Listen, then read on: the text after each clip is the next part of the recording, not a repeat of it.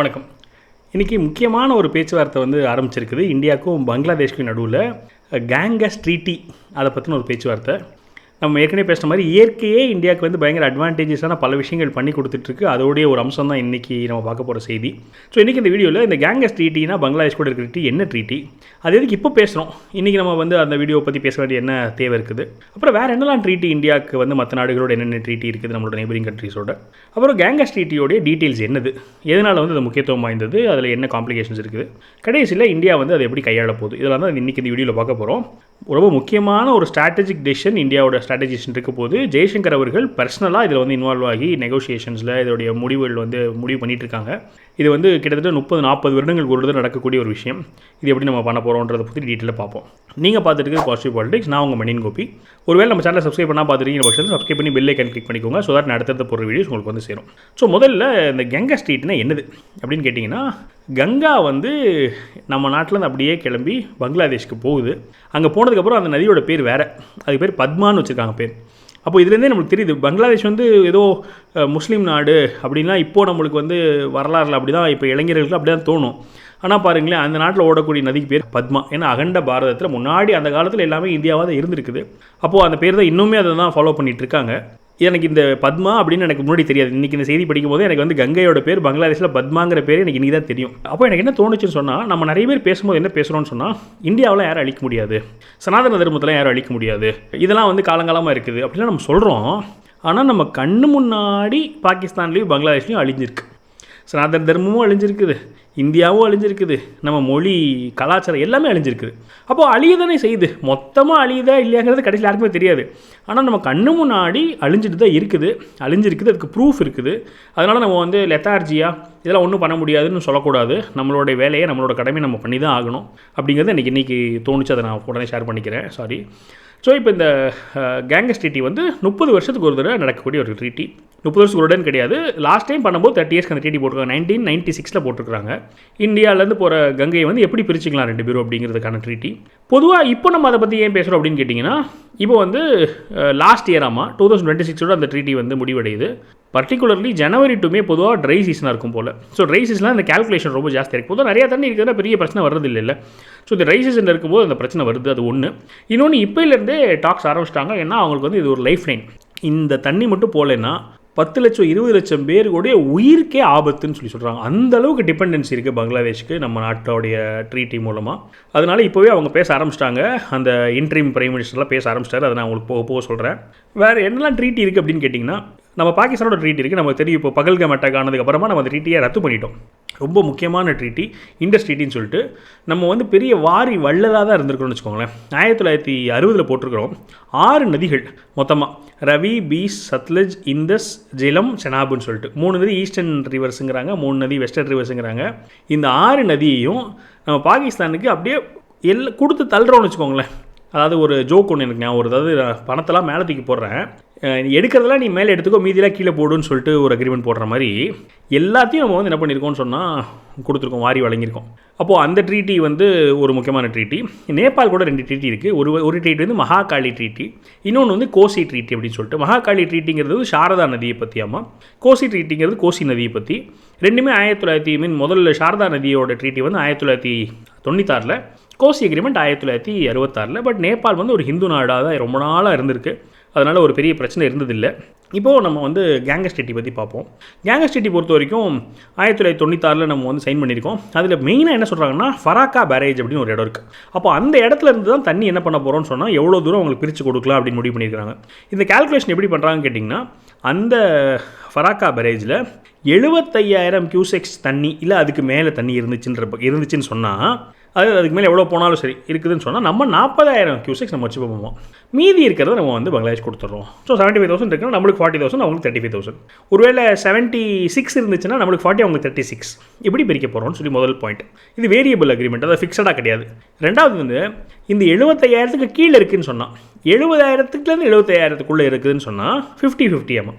இப்போ ஒருவேளை 70,000 இருக்குதுன்னு சொன்னால் நம்மளுக்கு 35,000, அவங்களுக்கு 35,000. ஒருவேளை 72,000 இருக்குதுன்னு சொன்னால் நம்மளுக்கு 36,000, அவங்களுக்கு 36,000. இப்படி பிரிக்கிறாங்க. இது ரெண்டாவது ஸ்லாப். 3வது ஸ்லாப் வந்து 70,000க்கு கீழே இருக்குதுன்னு சொன்னால் அதை வந்து ரொம்ப பற்றாக்குறை இருக்கக்கூடிய வாய்ப்பு போல் ஸ்கேர்சிட்டிங்கிறாங்க ரெண்டு நாடுகளுக்குமே. அப்போது வந்து அவங்க பர்சன்டேஜை ஃபிக்ஸ் பண்ணிக்கல. அப்போது நெகோஷியேஷன் பண்ணி அவங்களுடைய கட்டாய தேவைக்கு நம்ம வந்து ஷேர் பண்ண போகிறோங்கிறது தான் வந்து இந்த ட்ரீட்டியுடைய சாராம்சம். ஸோ பங்களாதேஷ் வந்து லோயர் ரைப்பேரியன் ஸ்டேட்டு, அதனால் கண்டிப்பாக இன்டர்நேஷ்னல் லாஸ் படி இவ்வளோ தண்ணி கொடுத்தே ஆகணும்னு ஒரு சட்டம் இருக்குது, அதை வந்து அவங்க ஃபாலோ பண்ணி ஆகணும்னு சொல்லிட்டு இன்னுமே பங்களாதேஷ் என்ன தான் பண்ணுறாங்கன்னு சொன்னால் ஒரு என்ன சொல்கிறது மீசியில் மண் விட்டாத மாதிரி தான் நெகோஷியேட் பண்ணிகிட்டு இருக்காங்க. ஆனால் இப்போ கொஞ்ச நாளாக அவங்க பண்ண காரியமில்லை, ரொம்ப மோசமான காரியங்கள். பர்டிகுலர்லி பார்த்தோம்னு சொன்னால் இந்துக்கள் அங்கே வந்து பயங்கரமாக கொல்லப்பட்டதாக இருக்கட்டும். இன்னொன்று அங்கே இருக்கிறவங்க வந்து நம்மளுடைய நாட்டையே துண்டாடி அந்த பங்களாதேஷுக்கு அந்த பக்கம் நார்த் ஈஸ்ட்டை ஃபுல்லாக அவங்க எடுத்துக்கிறதுக்காக நிறையா மந்திரிகள் வந்து அஃபீஷியலாக பேசினதாக இருக்கட்டும். இந்த மாதிரி பல வேலைகள் பண்ணிகிட்ருக்காங்க. அது மட்டும் இல்லாமல் அங்கே இப்போ டெமோக்ரஸி இல்லை.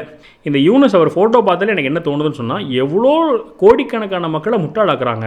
ஜனநாயகம் இல்லைன்னு சொல்லி போராட்டம் பண்ணி ஜனநாயகம் இல்லாத ஒரு ஆள் 1 வருஷம் 2 வருஷமாக ஆட்சி பண்ணிகிட்ருக்காரு. இது எவ்வளோ ஒரு அவலம்.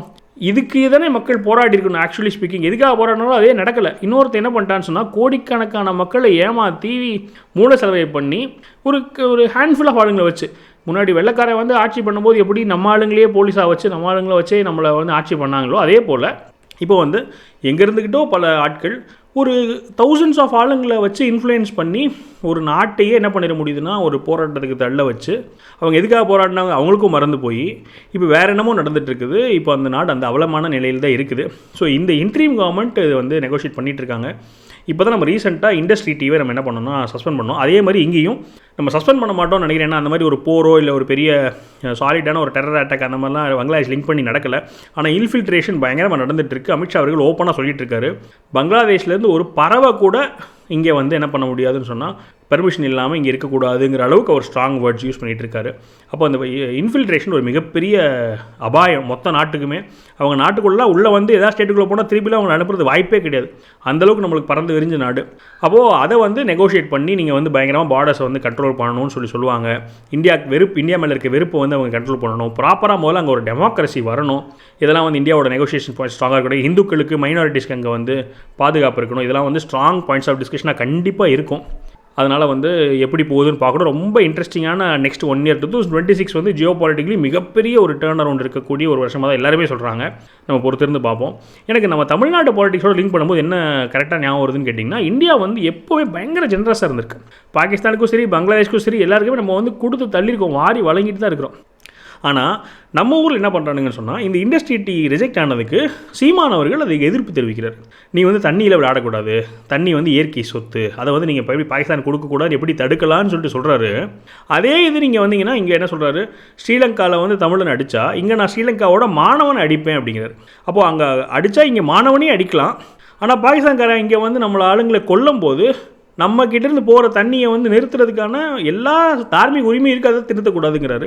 ஸோ இந்த மாதிரி ரொம்ப காம்ப்ளிகேட்டடாக ஒரு என்ன சொல்கிறது ஹிப்போக்ரட்டிக்கலாக தான் பேசுகிறாங்க. ஏன்னா எக்ஸாம்பிளுக்கு இதுக்கு உடனே என்ன ஒரு பேரலல் வரும்னு கேட்டிங்கன்னா, கர்நாடகாவில் நம்மளுக்கு தண்ணி கொடுக்க மாட்டேங்கிறாங்க. இதுதான் ஒரு பேரலல் வரும். என்ன பொதுவாகவே என்ன வரும், இந்தியா பங்களாதேஷ் கொடுக்க மாட்டேங்க லோவர் ரிப்பேரியன் ஸ்டேட்டு, அதே மாதிரி கர்நாடகாவுக்கு நம்ம லோவர் ரிப்பேரியன் ஸ்டேட், நம்மளுக்கு அவங்க தண்ணி கொடுக்க மாட்டேங்கிறாங்க, கோர்ட் ஆர்டர் போட்டால் தண்ணி கொடுக்க மாட்டேங்கிறாங்க. இது சூக்ஷமாக என்ன பண்ணிடுறாங்கன்னு கேட்டிங்கன்னா, இந்த பிரச்சனையை தமிழர்கள் மத்தியில் பேசும்போது கர்நாடகா தான் வில்லன்னு சொல்லிடுவாங்க, இல்லாட்டி இந்தியா வில்லன்னு சொல்லிடுவாங்க. ஆக்சுவலாக என்ன இதில் ஒரு சின்ன ஒரு நுணுக்கம் இருக்குதுன்னு கேட்டிங்கன்னா, அந்த கர்நாடகாவில் ஆட்சி பண்ணுற கவர்மெண்ட் வில்லன். கர்நாடகாவே எப்படி வில்லனாக முடியும், அந்த கவர்மெண்ட் தானே வில்லன். ஏன்னு சொன்னால் பிஜேபி ஆட்சியில் இருக்கும்போது தண்ணி பிரச்சனை இருக்க மாட்டேங்குது, பிஜேபி ஆட்சி இல்லாமல் காங்கிரஸ் இருக்கும்போது தண்ணி பிரச்சனை வருது. அப்போது என்ன பண்ணணும்னு சொன்னால், கர்நாடகா தண்ணி தர மாட்டேங்குதுன்னு சொல்லாமல் கர்நாடகாவில் ஆட்சி பண்ணுற காங்கிரஸ் தண்ணி தர மாட்டேங்குதுன்னு நீங்கள் கரெக்டாக சொல்லணும். இப்போ கூட நம்ம பங்களாதேஷ் கூட சண்டை போடும்போது என்ன சண்டை போடுறது இல்லைன்னு கேட்டிங்கன்னா, பங்களாதேஷ் மக்களுடைய பங்களாதேஷ் நாட்டு கூட சண்டை போடுறது கிடையாது, அந்த யூனிஸ் கவர்மெண்ட்டு யாரெல்லாம் தப்புறாங்களோ அதை தான் நம்ம வந்து தாக்கி பேசுகிறோம்.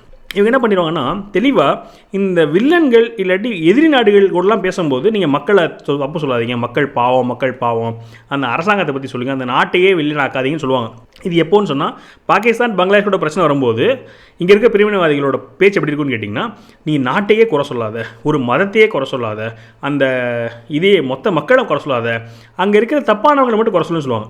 ஆனால் நம்ம நாட்டுக்குள்ளே வந்துருச்சுன்னு வச்சுக்கோங்க, நம்ம நாட்டுக்குள்ளே ஒரு பிரச்சனை நடக்குதுன்னு சொன்னால் என்ன பண்ணிடுவாங்கன்னா, கர்நாடகா தண்ணி கொடுக்க மாட்டேங்கிறான், ஆந்திரா என் ஆளுங்களை கொள்கிறான், கேரளா டேம் கட்டுறான், இப்படி பேச ஆரம்பிச்சிருவாங்க. அப்போ இதான் அந்த ஹிப்போக்ராட்டிக்கல் ஸ்டாண்டு. ஸோ நம்ம இது நிறையா பேச இதோட விழிப்புணர்வு வர தான் வந்து உள்நாட்டில் இருக்க பிரிவினைவாதிகள் இந்த பொய் பிரச்சாரங்கள் வந்து முறியடிக்கப்படும். ஸோ பார்ப்போம் எப்படி எடுத்துகிட்டு போகலான்னு சொல்லிட்டு.